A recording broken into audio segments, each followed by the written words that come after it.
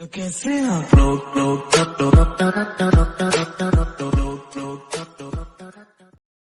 Chapter 4 है forest society and colonialism.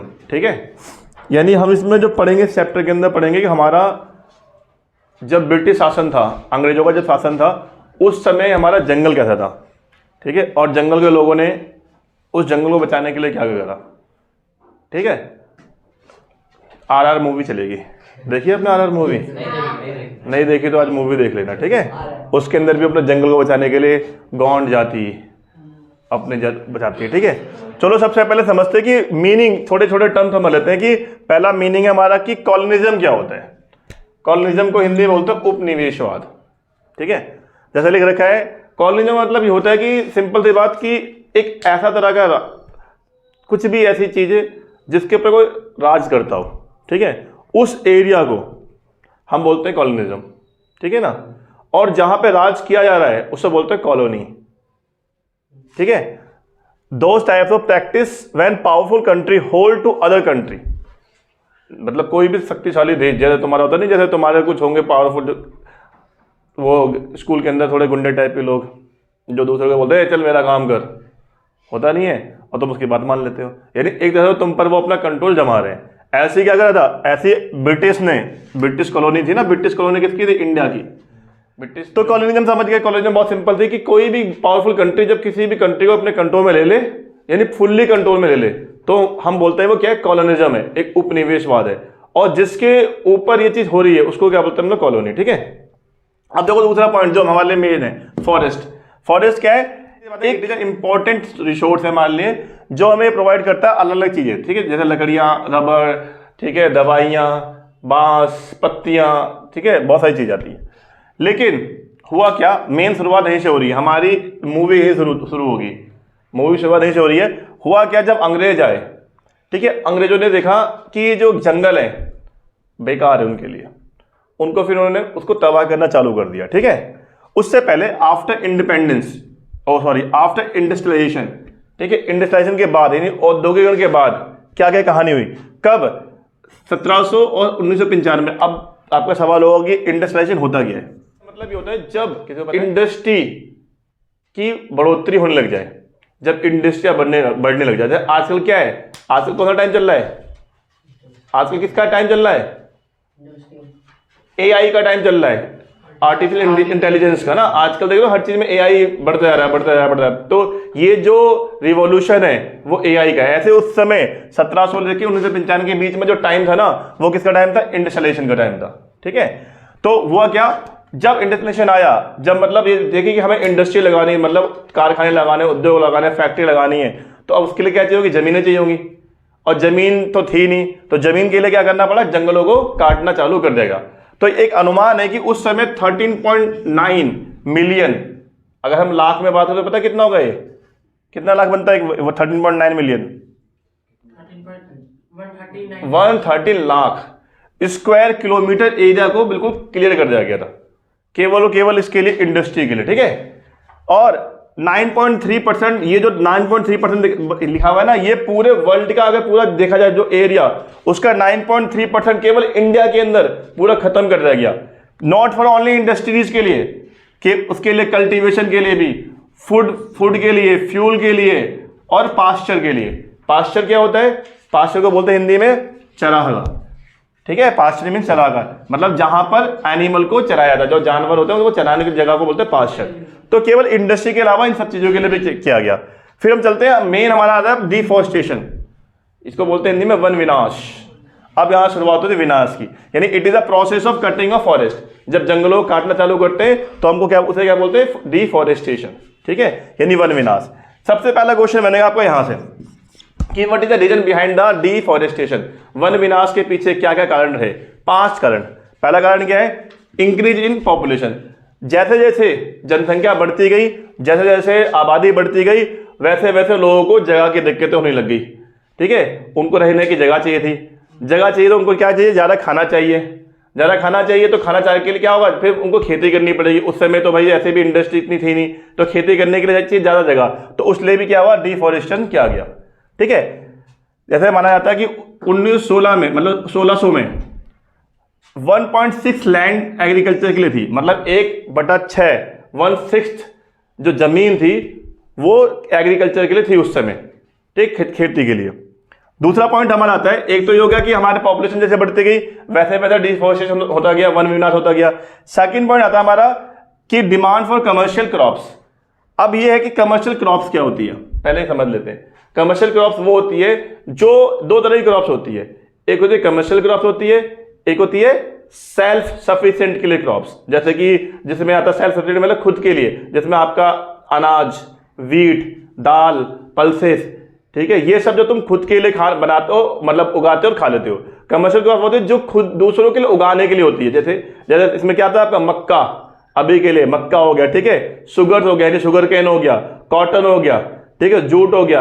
ये जो आपकी क्रॉप्स है ये क्रॉप्स होती है कमर्शियल, क्योंकि इसको तुम खुद के लिए यूज नहीं कर रहे हो, खुद खाने के लिए नहीं कर रहे हो, इसको कर रहे हो दूसरों को बेचने के लिए, उगाओगे उससे प्रॉफिट कमाओगे। तो अंग्रेजों ने देखा कि यार यूरोप के अंदर ना, यूरोप की कंट्री में ना बहुत ज़्यादा कपड़ों की डिमांड हो गई है, बहुत ज़्यादा लोग वहाँ पे रबड़ की डिमांड कर रहे हैं, ठीक है, और बहुत जगह ऐसे भी है कि वहाँ पे मतलब मील वगैरह लगती रह रही है, इंडिया में मीलें कम थी। तो यूरोप में ना उस समय इंडस्ट्री कुछ ज़्यादा थी। सबसे पहले इंडस्ट्री जो हुई ना वो लंदन में हुई थी, लंदन में सबसे पहले स्टार्ट हुआ था इंडस्ट्रियलाइजेशन। तो ये बढ़ते बढ़ते यूरोप में बढ़ने लगा।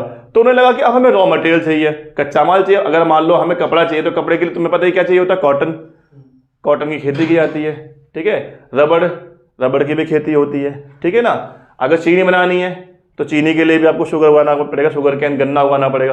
तो इन सब चीज़ों के लिए ना ये सब रॉ मटेरियल है, इनको बोलते हैं कच्चा माल। तो कच्चा माल के तौर पे ना इन्होंने अंग्रेजों ने इंडिया को यूज करा। उन्होंने बोला तुम उगाओगे और हम तुमसे उसी दाम पे आगे एक्सपोर्ट करेंगे।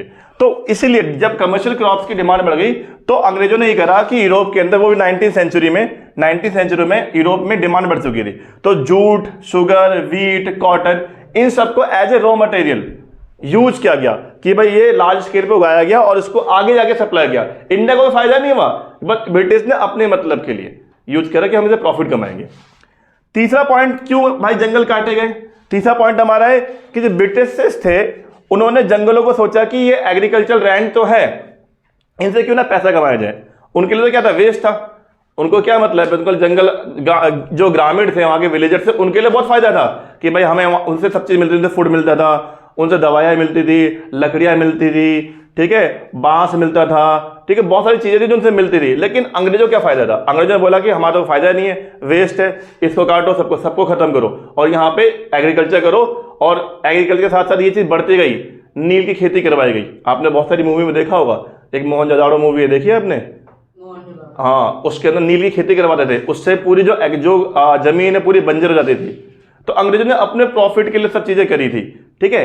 तो यहाँ पे उन्होंने बोला कि ये जो हमारे जंगल है फालतू बेकार है, उनको काटो और उससे रेवेन्यू कमाओ। रेवेन्यू मतलब पैसा कमाओ। तो उन्होंने क्या करा, उनको काट के, पूरे पेड़ों को काट कर, देखो अर्ली 19वीं सेंचुरी में सारे फॉरेस्ट को खत्म कर दिया, उनके लिए वेस्ट थे, और सारे फॉरेस्ट को खत्म करके वहां से रेवेन्यू जनरेट की गई। और 1880 और 1920 के बीच में एग्रीकल्चर लैंड जो थी वो बढ़कर कितनी हो गई, 67 लाख हेक्टेयर। मतलब इतनी ज्यादा खेती करवाई गई कि उन्हें सारे फॉरेस्ट काट दिए गए और सबको खेती वाली जमीन बना दी कि तुम सब खेती करोगे। फोर्थ और फिफ्थ पॉइंट बहुत इजी है, एक्सपोर्ट्स ऑफ टिम्बर। टिम्बर मतलब लकड़ी, ठीक है, लकड़ी, टिम्बर मतलब लकड़ी। जो अभी आप देखते हो ना, जो घरों में जो चीजें तुम यूज करते हो, बल्ली फट्टे लगा के जो लैंटर्न नहीं पड़ता, उसको टिम्बर ही बोलते हैं। तो एक्सपोर्ट और टिम्बर के लिए, और उस समय ना एक बहुत अच्छी लकड़ी थी जिसको बोलते हैं ऑक ट्री, बलूत का पेड़, बलूत, ठीक है, ऑक ट्री। तो ऑक ट्री से क्या मतलब है यहाँ पे कि अंग्रेज के समय में ना 19वीं सेंचुरी के अर्ली में इंग्लैंड में ना जो ऑक ट्री थे पूरे खत्म हो चुके थे। वहां की एक नेवी थी, वो नेवी थी उनकी ब्लू नेवी, ब्लू नेवी बोलते हैं, जो जहां पे वो मतलब नेवी जो वो उस समय जो जहाज बनते थे ना, वो सारे जहाज उनके बनते थे लकड़ी हो गया। उस समय लकड़ी थी, अब आ गया ना स्टील, उस समय थोड़ी था। तो उन्होंने इतनी नेवी को बढ़ा कर लिया कि उस समय वर्ल्ड वॉर की भी सिचुएशन थी। तो वर्ल्ड वॉर जब बढ़ गया था तो उनको चाहिए लकड़ियां, वो भी कौन सी, ऑक ट्री। तो उनको देखा कि इंडिया में ऑक ट्री बहुत है, तो इन्होंने ऑक ट्री के पर्पज से भी ना सारे ऑक ट्री इंडिया काटे और उसको सेंड कर दिया सीधा अपने वहां पर। और वहां जाके फिर वो ब्लू नेवी के लिए, उन्होंने ब्लू आर्मी बोलते हैं बेसिकली, उस ब्लू आर्मी के लिए सारे के सारे जहाज बनाए गए ताकि वो सेकेंड वर्ल्ड वॉर जब था उसके अंदर वो जीत सके, ठीक है।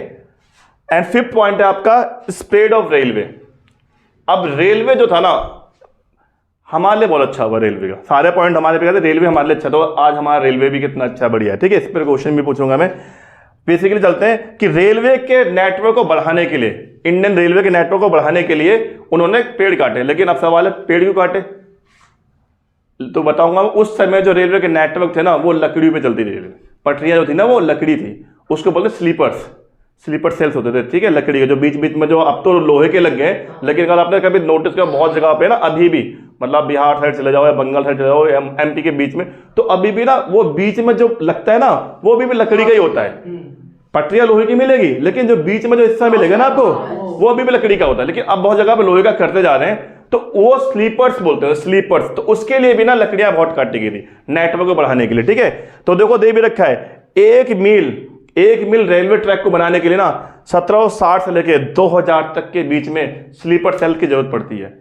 एक नंबर क्वेश्चन पूछ सकते हैं आपके एग्जाम में कि एक मील ट्रैक को बनाने के लिए उस समय कितने स्लीपर सेल की जरूरत पड़ेगी, यानी 1760 से लेके 2000, ठीक है। और केवल देखा जाए तो मद्रास प्रेसिडेंसी, तो मद्रास का नाम चेंज हो गया है, क्या हो गया है, चेन्नई हो गया। तो उस समय मद्रास प्रेसिडेंसी थी, वहां के लिए केवल वहां पे नेटवर्क बिछाने के लिए 35,000 पेड़ काटे गए, 35,000 पेड़ काटे गए केवल मद्रास रेसिडेंसी के अंदर रेलवे ट्रैक को बिछाने के लिए, इतना पेड़ काटा गया। और एक और इंटरेस्टिंग फैक्ट देखो, 1946 के अंदर देखो, 1946 के अंदर जो इंडियन रेलवे था ना उसकी जो पूरी लंबाई है, मतलब इंडियन रेलवे कितना बड़ा लंबा फैला हुआ है, कितना वो 7,65,000 किलोमीटर। कब की बात है ये, 1946, ये आजादी होने से, तो उस समय जो इंडियन रेलवे ट्रैक था वो 7,65,000 किलोमीटर तक फैला हुआ था, ठीक है। तो मेरा सवाल यहीं से आता है क्वेश्चन कि आज 2022-23 तो चल रहा है, 2022 में आपको पता करके बताना है कि इंडियन रेलवे ट्रैक की लंबाई कितनी है, ठीक है। ये क्वेश्चन है, आ सकता है एग्जाम में कि इंडियन रेलवे ट्रैक आज के टाइम पे 2022 में कितना लंबा है उसका, ठीक है, पूरा ट्रैक, ठीक है। आगे बढ़ते हैं इसी बात पे फिर।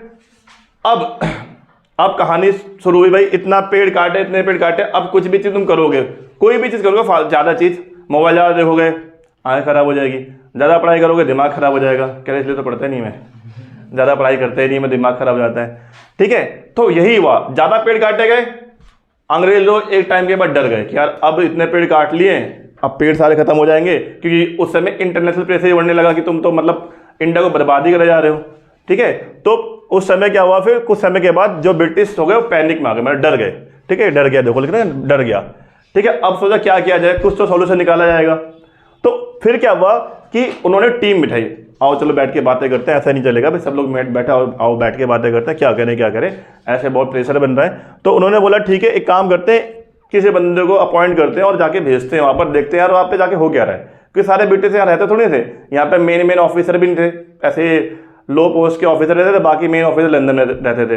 उन्होंने बोला चलो ठीक है किसी बंदे को भेजते हैं, उन्होंने भेज दिया, एक बंदे को भेजा, ठीक है, उसने बोला ठीक है जा, तो कह रहे मैं जाऊँगा, ठीक है, लेकिन मुझे भूख बहुत लगती है, खाना वाना भी खाऊंगा। तो बोला ठीक है हम ऐसा बंदा ढूंढते हैं जिसकी डाइट अच्छी होगी, तो एक बंदा भेजा जिसका नाम था डाइट रिच, ठीक है, और अंग्रेज पीते थे ब्रांडी, तो इसका नाम था सरनेम ब्रांडीज, तो नाम याद हो जाएगा डाइट रिच ब्रांडीज, ठीक है।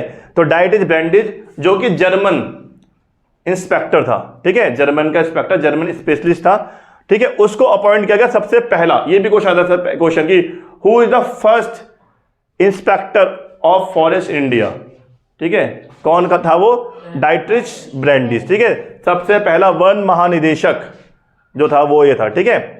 अब ये आया, इसने देखा, सब कुछ सोचा विचार करा और सब कुछ देखा, हाँ यार ये गड़बड़ तो चल रही है, ऐसी थोड़ी ना सब लोग आवाज उठा रहे हैं, पीछे बैठे बैठे लोग, गांव के लोग पीछे बैठे हैं 4-5, कह रहे यार सही तो बात है।